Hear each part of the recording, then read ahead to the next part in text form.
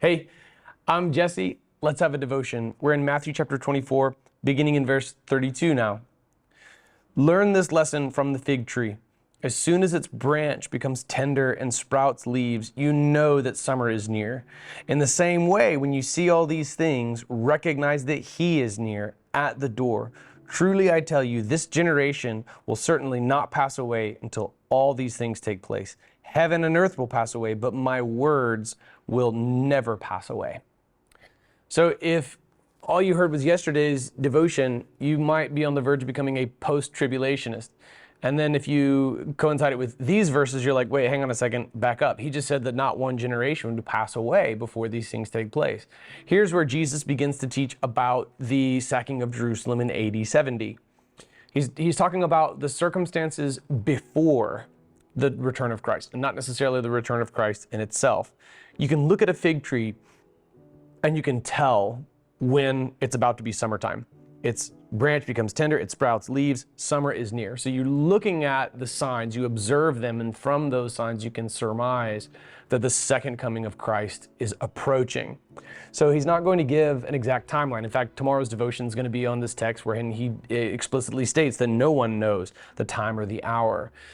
But we have these indicators that something's coming, right? So every time a Christian comes out and tries to predict the second coming of Christ, I call them, wackadoos, all right? But in some way, there may be a noble motivation to this, because they look at the fig tree, they look for those signs of a branch becoming tender, it's sprouting leaves, you know that summer's near. In the same way, you see all these things, recognize that He is near at the door.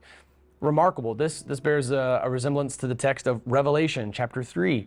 It opens up with a series of letters to churches. And in the letter to the church at Ephesus, he says, "Behold, I stand at the door and knock." So it's remarkably parallel structure. And it should instill in our hearts a sense of urgency as to the imminence of Christ and His return, that He's right there at the door. Do you remember when you, like my kids last night, like Asa and Asher, whom I heard playing in their room after bedtime, right? And then as I got to the door, they were like, "Oh, shh, Dad's here." "Oh man, Dad's at the door. It's time to start doing what we're supposed to do." It evokes the same response in my heart to read this text. Oh, wow, God is at the door, right? This text is perfect. It's brilliant because it evokes a sense of urgency in our hearts. He's at the door. He is imminent. We can say that with perfect aptitude, with perfect clarity and absolute conviction, just like previous generations could as well. In fact, it becomes truer the longer we go. It's something that's always possible to say, like, His coming is closer now. All right, and I'll say it again, His coming is closer now. It's actually more accurate the second time I say it than it was the first. You ready for a third? It's closer now. So you can leave in the comments, "It's closer now," and then whoever leaves the last comment is the most correct. This will go on indefinitely. So I don't want you to spend too much time writing the comment, "It's closer now," because that would also miss the point of the text. Rather, repent from sin, get right with God, do the will of the Lord, fulfill your ministry, share the gospel with your coworkers, bring up Jesus with your family members, have that talk with your neighbors. Go there, because you don't know how much time you have. You don't know how much time you have. Truly, I tell you, this generation will certainly not pass away until all these things take place.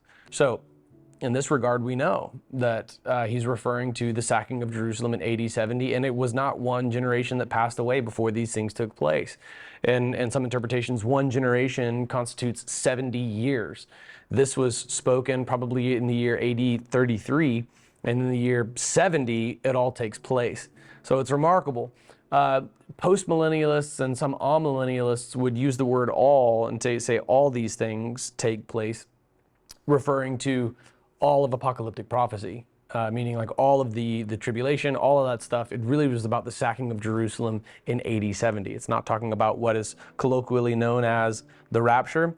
Verse 35 is pivotal. Heaven and earth pass away, but my words will never pass away. This is a claim that Jesus made about His own teaching. And so it brings us again to that critical juncture. What are you going to do with these words of Jesus's?